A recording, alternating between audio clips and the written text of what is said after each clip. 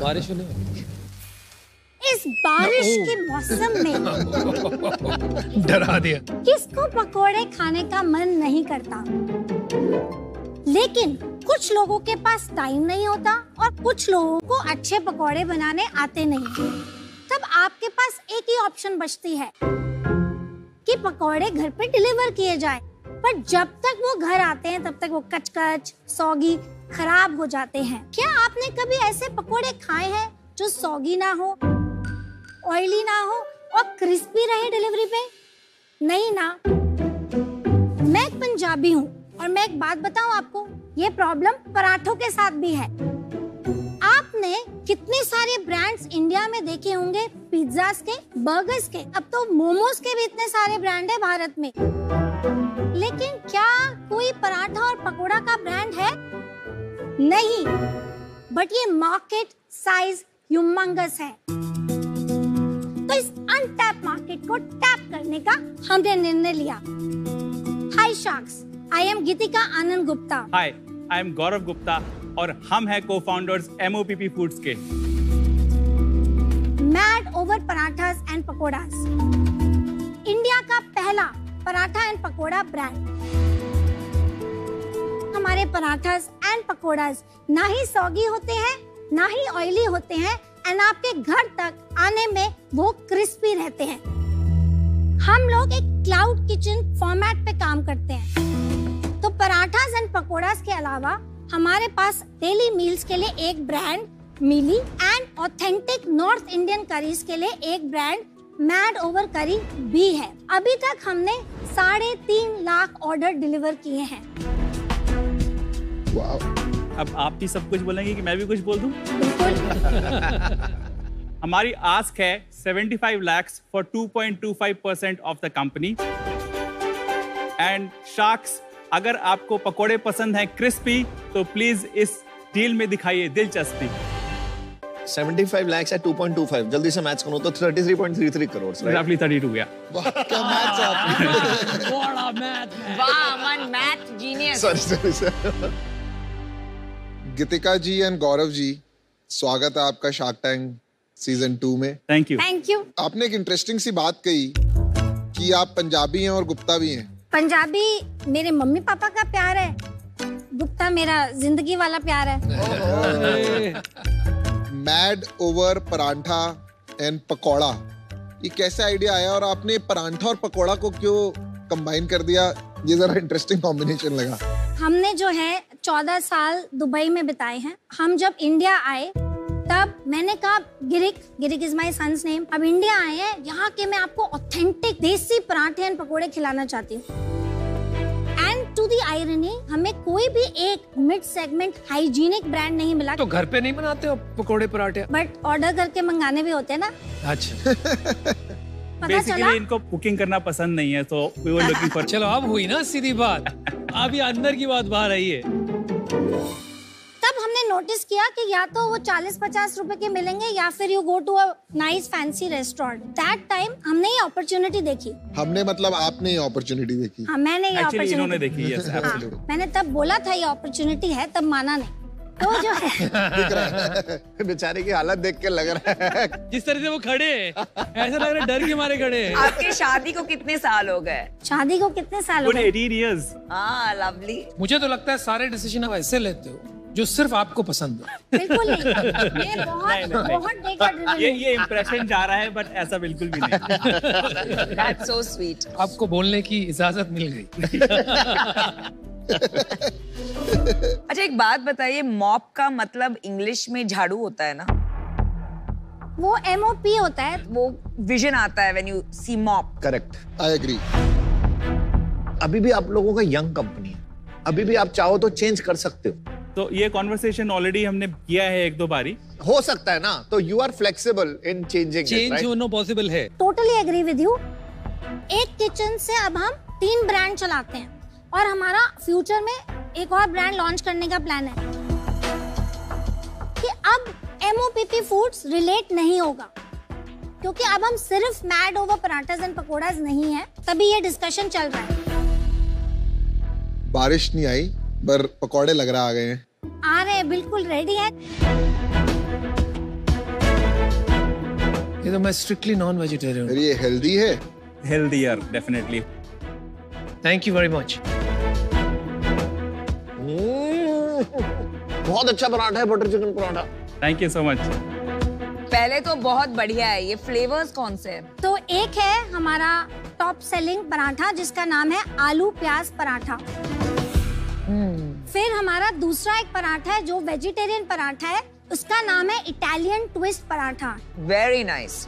Non vegetarian में हमने आपको सर्व किया है आज बटर चिकन पराठा। उसके साथ एक आप देखेंगे ओवल शेप में पकोड़े हैं, बटर चिकन पकोड़ा। इसका एक का प्राइस क्या है जरा बताएंगे? ये जो हमारा बेसिक आलू पराठा है तो 149 रुपीज उसका मेन्यू प्राइस है, और उस पे हम पैकेजिंग भी चार्ज करते हैं 20 रुपीज। काफी क्रिस्प था वो। तो ये ऑलरेडी 1 घंटे पहले के बने हुए हैं। तो इसमें कुछ स्पेशल आपने डाला है कि जिसकी वजह से क्रिस्प रहा है और सॉगी नहीं हुआ है? तो ये एक मैजिकल रेसिपी है जो ऑब्वियसली हम आपको बता नहीं सकते, बट हमने बहुत R&D की है जिससे हम लोग एप्लीकेशन कर सके, वो माइंड लगा सके बिकॉज ऑफ द एक्सपीरियंस। हमको 20 इयर्स प्लस का एक्सपीरियंस है। इनफैक्ट जनवरी 2020 में हमने फर्स्ट सीड राउंड रेस किया था MOPP में। अच्छा, ऑलरेडी रेस कर चुके हैं? Yes yes. क्या वैल्यूएशन? हमने मई 2019 में ये लॉन्च किया। तब राहुल सिंह जो Beer, बियर कैफे Cafe के फाउंडर और CEO हैं, तो राहुल को हमने ऑन बोर्ड लिया मेंटर एडवाइजर। जब उन्होंने ट्रैक्शन देखी पहले ही 3 महीने में, तब राहुल ने डिसाइड किया ऑलमोस्ट 6-7 महीने के बाद कि वो इन्वेस्ट करना चाहते हैं। एंड जब आपका मेंटर आपको बोले वो इन्वेस्ट करना चाहता है, एक अलग लेवल की अचीवमेंट है। कितना इन्वेस्ट किया? टोटल 71 लाख। और क्या वैल्यूएशन थी? 5 crore pre money.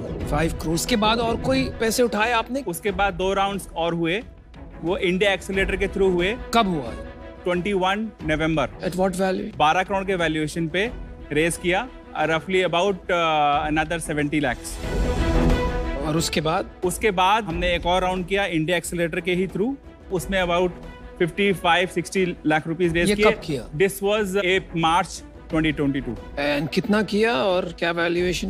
That was 12.5 crore pre money valuation.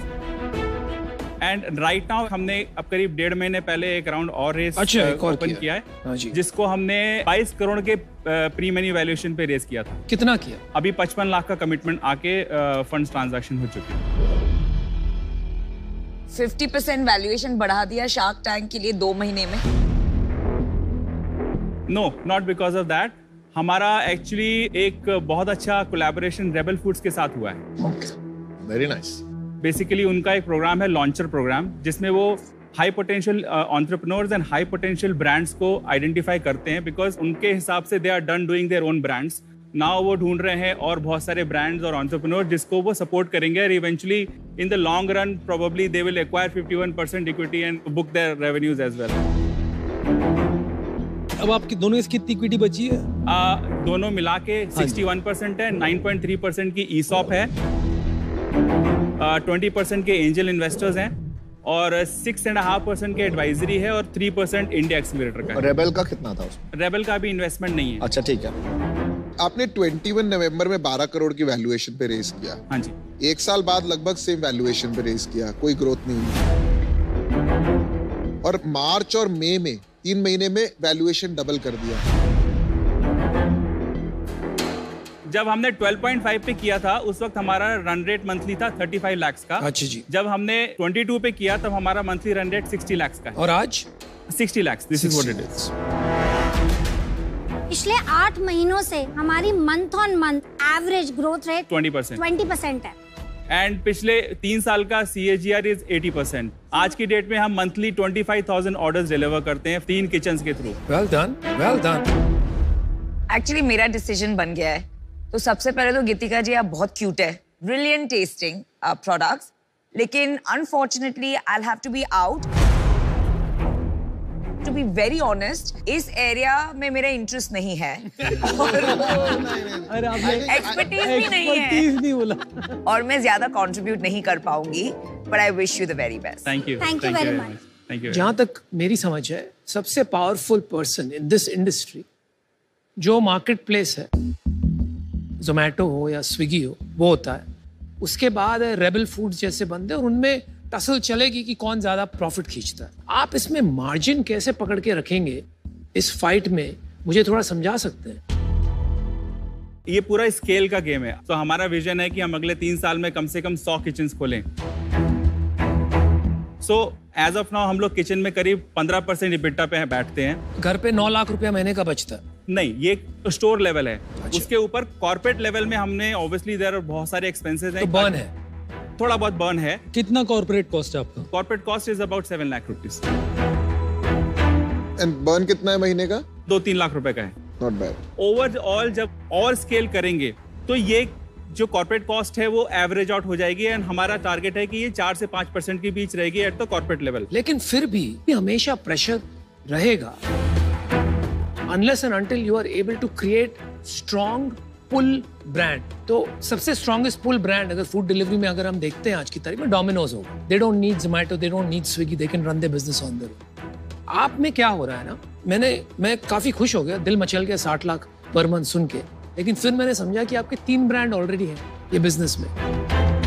आप एक लिस्टिंग से जो अपॉर्चुनिटी मिल रही है, आदमी देखता है पराठे खाने हैं आज या कुछ खाना है, वहां से ऑर्डर्स आ जाते हैं, लेकिन ब्रांड पुल क्रिएट नहीं हो रहा है क्योंकि each brand is 20 lakhs on an average. आप 100 किचन पे भी जब पहुंचते हो, you will be struggling to make EBITDA, is my point. तो मुझे ये लगता है ये एक इंटरेस्टिंग बिजनेस बन सकता है, but from an investable stand point मुझे आज ये नहीं लग रहा है कि मुझे मेरे पैसे रिटर्न हो पाएंगे in a way that I would like, इसलिए मैं आउट होना चाहूंगा। लेकिन आपके लिए बहुत बहुत शुभकामनाएं। Thank you very thank much. You. एक किचन का यूनिट इकोनॉमिक्स समझा सकते हैं आप मेरे को फटाफट? सो एक किचन में हमारा टिपिकली जो डायरेक्ट कॉस्ट है which is food packaging is रफली अबाउट 35%, और जोमेटो और स्विगी का जो कमीशन जाता है वो अबाउट 24-25%, तो डायरेक्ट कॉस्ट इज 60% और 40% इज आवर ग्रॉस मार्जिन। अभी 12% पे है HR कॉस्ट, 3% इज जो आपकी ऑक्यूपेशन कॉस्ट है which is rental and maintenance, 7% है आपका fuel and electricity, and 3% miscellaneous. चलो मैंने डिसीजन बना लिया है। आपके नंबर्स इतने जबरदस्त हैं गौरव कि आपने जिस तरीके से इलेक्ट्रिसिटी कॉस्ट वगैरह, रिटेल इज डिटेल, एंड मैं चलाता हूँ रिटेल बिजनेस, आधा 0.1-0.2% का हिसाब रखना पड़ता है, नहीं तो बिगड़ जाता है। तो मैं एक्चुअली सहमत नहीं हूँ कि 3 ब्रांड्स हैं। अगर ये एक ही ब्रांड होता जिसको आप बड़ा कर रहे होते तो शायद मैं एक बार फूड स्पेस में एंटर करता, पर शायद वो आज आपका विजन नहीं है, इसलिए मैं बाहर हूँ। इन्होंने सबने जो बताया है ये सब मेरे ही आइडियाज थे, तो इन्हीं की ये सेम रीजंस की वजह से मैं भी आउट हूँ। आपका नेक्स्ट ईयर का रेवेन्यू टारगेट क्या है? इस साल का 8.5 8.5 करोड़, ठीक है। गारंटीड आप कितना कर पाओगे अगले साल? सी अगले साल तक का जो हमारा इंटरनल टारगेट है as per our projections is रफली अबाउट 100 करोड़। अब समझा दो एक बार ये 8.5 से 100 करोड़ का सफर मेरे को एक बार। अभी हम 4 किचन या 5-6 किचन तक पहुंच जाएंगे। अगर हम अगले साल 40 किचन तक पहुंच जाते हैं, 40 से 50 के बीच में, तो सिंपल हमारा every kitchen contribution is about 2 to 2.5 crores, so that will multiply two 100 crores। तो आप हर किचन से अराउंड 2-2.5 करोड़ रुपए बनाएंगे? हाँ जी, हाँ जी। और EBITDA कितना देखेगा मेरे को इस टाइम पे? At the store level it will be about 20%, तो 20 करोड़ का, but at the corporate level it will be about 10 crores। Very good, आपके अच्छे क्वेश्चंस आ गए। अभी भी ऑफर ना देना तो आप इनको उठा के पटक देना। इतने क्वेश्चन के बाद आपके बिहाफ में हम कर देंगे। मैं ऑफर एक्चुअली देना चाहूंगा। मेरे को आपकी एक तो टीम बहुत अच्छी लगी और आप लोगों की केमिस्ट्री अच्छी लगी। इस स्पेस के लिए मेरा एक्सपीरियंस कुछ नहीं, तो आपके जरिए शायद सीखने को भी मिलेगा। दूसरा, मुझे लगता है कि आप लोग प्रॉफिटेबल हो जाओगे क्योंकि आपके किचन यूनिट इकोनॉमिक पे प्रॉफिटेबल हो गए। 75 लाख आपकी आस थी, मैं 50 लाख का ऑफर देना चाहूंगा कैश ऑन इक्विटी साइड और 25 लाख का डेट, और मैं 5% इक्विटी चाहूंगा। हम पिछले महीने EBITDA पॉजिटिव कॉर्पोरेट लेवल पे आ गए हैं, अरे तो जो वो बर्न था 2-3 लाख का, उतना नहीं कर रहे हैं, तो हम आपको रिक्वेस्ट करेंगे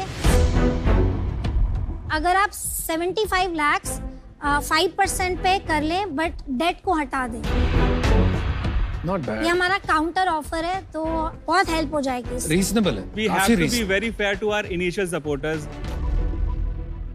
मेरे को क्या अच्छा लग रहा है कि आप अपने जो करंट इन्वेस्टर्स हैं उनके बारे में सोच रहे हैं फेयरली, मेरा भी ख्याल रखेंगे आगे। बिल्कुल, definitely. It's a deal. All right! Well done! इतना अच्छा टेस्ट लगा मेरे को आपका, कांग्रेट्स। अरे वाह वाह वाह वाह। Thank you so Thank much. you so much. Thank you very much.